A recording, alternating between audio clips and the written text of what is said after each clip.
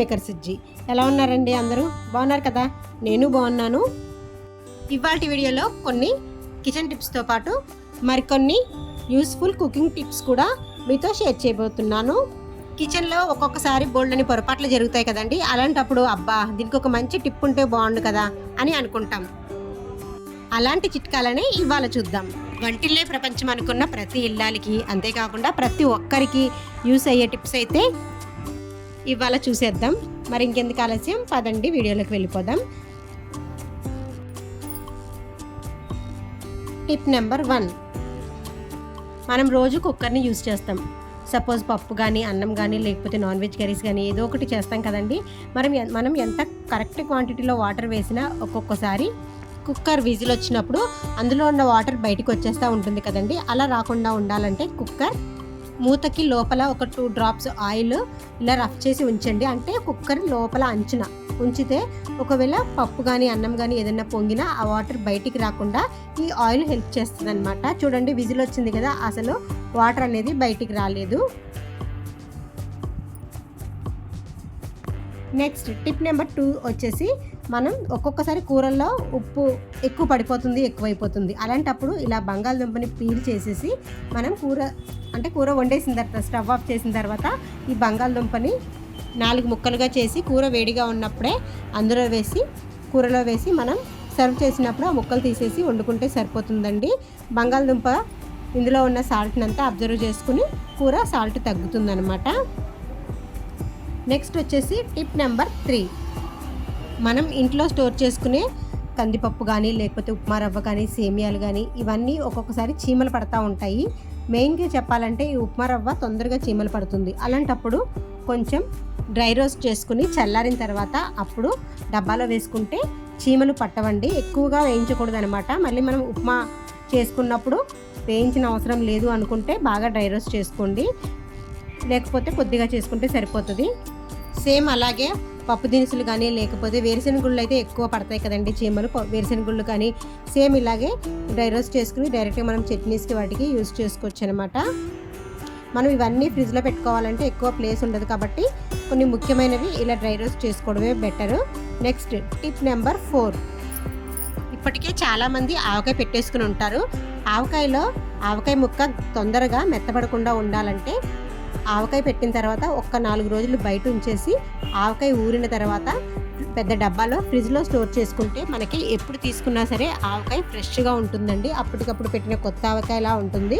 కాకపోతే ఆవకాయ పెట్టిన 4 డేస్ బయట ఉంచేసి తర్వాత ఫ్రిడ్జ్లో స్టోర్ చేసుకొని కొద్దిగా యూస్ చేసుకోవచ్చు అనమాట. ఇలా చేయటం వల్ల ఆవకాయ ఫ్రెష్గా ఉండడమే కాకుండా ముక్క మెత్తబడకుండా ఉంటుంది. ఆవకాయలో ముక్క మెత్తబడితే అసలు తినలేం కదండి. క్రంచీగా గట్టిగా ఉంటేనే దాని టేస్ట్ బాగుంటుంది. కాబట్టి ఎక్కువ రోజులు నిల్వ ఉంచకుండా ఒక 4 డేస్ ఉంచుకొని తర్వాత ఫ్రిడ్జ్లో పెట్టుకుని స్టోర్ చేసుకోవచ్చు. Next tip number 5.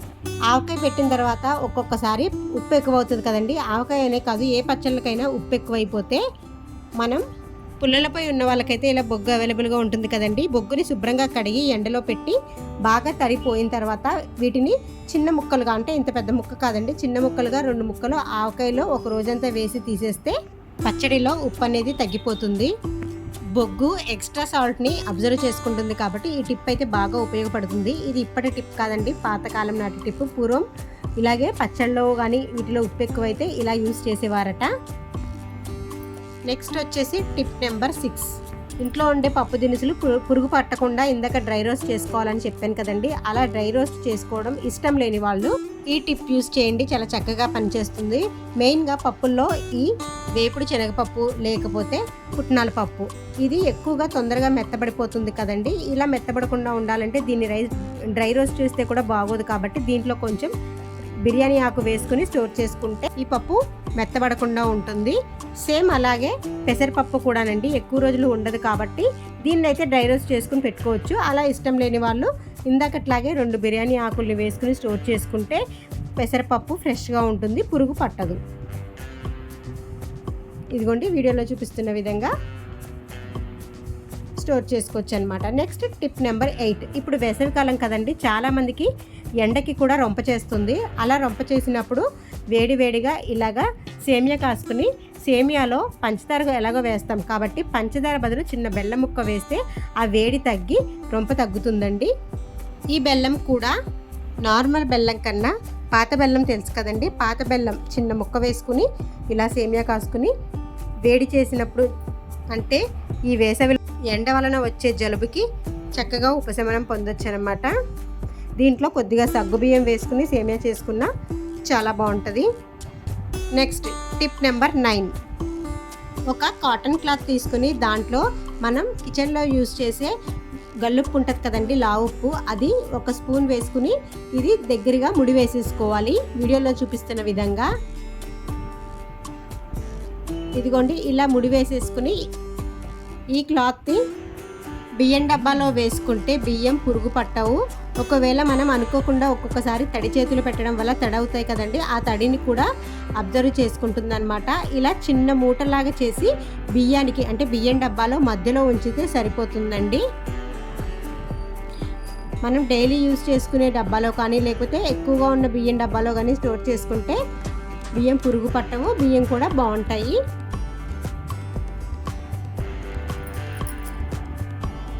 నెక్స్ట్ వచ్చేసి టిప్ నెంబర్ 10 అండి.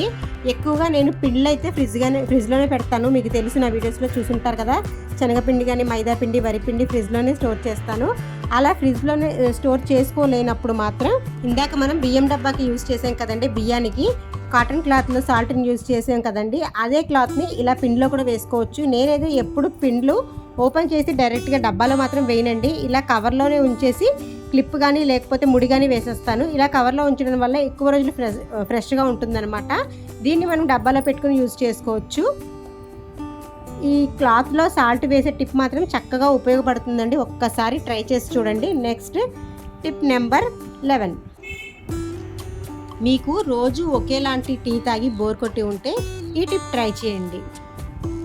ఒక 100 గ్రామ్స్ టీ పొడిలో మనకి ఇన్స్టెంట్గా దొరుకుతుంది కదండి బ్రూ కాఫీ పౌడర్, అది ఒక ప్యాకెట్ వేసుకుని టీ పౌడర్లో బాగా మిక్స్ చేయండి. ఇలా టీ పొడిలో కొంచెం కాఫీ పొడి యాడ్ చేసి టీ పెట్టుకోవడం వల్ల మనం డైలీ తాగే టీ కన్నా చాలా టేస్టీగా కుదురుతుంది. అంతేకాకుండా రంగు, రుచి, చిక్కదనం చాలా బాగుంటాయి. ఒక్కసారి మీరు దీన్ని కొంచెం క్వాంటిటీలో ట్రై చేసి చూడండి, అప్పుడు మీకు నచ్చితే ఎక్కువ క్వాంటిటీలో ప్రిపేర్ చేసి ఉంచుకోవచ్చు. ఇలా కలిపి ఉంచుకున్న కాఫీ అండ్ టీ పౌడర్తో అయితే టీ ప్రిపేర్ చేశాను. ఇదిగోండి, చూడటానికి కూడా చాలా చిక్కగా, టేస్ట్ అయితే మీరు చెప్పలేను కదండి, చాలా టేస్ట్గా ఉంటుంది. ఒకసారి ట్రై చేయండి. Next tip number 12. వెన్న కోసం పాల మీద మీగడని స్టోర్ చేసుకుంటూ ఉంటాం కదండి, మీగడని స్టోర్ చేసుకునేటప్పుడు అడుగున కొంచెం పెరుగు తోడంటూ వేసి పైనుంచి మీగడ వేస్తూ వస్తే మనం వేసిన మీగడ తోడుకుని ఎక్కువ క్వాంటిటీలో అవుతుందండి. వెన్నపూస కూడా బాగా వస్తుంది. ఈ టిప్ మీకు నేను మొన్న చెప్పాను, వెన్నపూస ఈజీగా ఎలా తీసుకోవాలి అని. వెన్నపూస తీసుకున్నప్పుడు దాంట్లో చిన్న చిన్న చిట్కాల గురించి చెబుతూ అయితే పూస లాంటి వెన్న ఎలా ప్రిపేర్ చేసుకోవాలని ఒక వీడియో ప్రిపేర్ చేశాను కదండి, ఆ వీడియో చూడండి. 2 days బ్యాక్ నా ఛానల్లో వీడియో అప్లోడ్ చేశాను. ఇలా తోడంటూ వేసి మీగడ స్టోర్ చేసుకోవడం వల్ల వెన్నపూస కూడా చాలా కమ్మగా ఉంటుందన్నమాట. Next tip number 13. మనం ఎగ్స్ ఉడకబెట్టుకునేటప్పుడు కొద్దిగా సాల్ట్ ఎలాగో వేస్తాం కదండి, దాంతోపాటు కొంచెం ఆయిల్, అంటే 2 drops ఆయిల్ కూడా వేసి ఉడకబెట్టుకోవటం వల్ల ఎగ్స్ లోపల ఉన్న సొన ఒక్కొక్కసారి బయటికి వచ్చేస్తుంది కదండి, అలా రాకుండా బాగా ఉడుకుతాయి. అంతేకాకుండా పైన పొట్టు కూడా ఈజీగా వచ్చేస్తుంది అనమాట. చూసారు కదండి, నాకు తెలిసిన ఈ కిచెన్ టిప్స్ మీ అందరికీ నచ్చాయని అనుకుంటున్నాను, మీ అందరికీ యూజ్ అవుతాయని అనుకుంటున్నాను. వీడియో మీ అందరికీ నచ్చినట్లయితే లైక్ చేయండి, షేర్ చేయండి, సబ్స్క్రైబ్ చేయండి. Thanks for watching. Bye bye.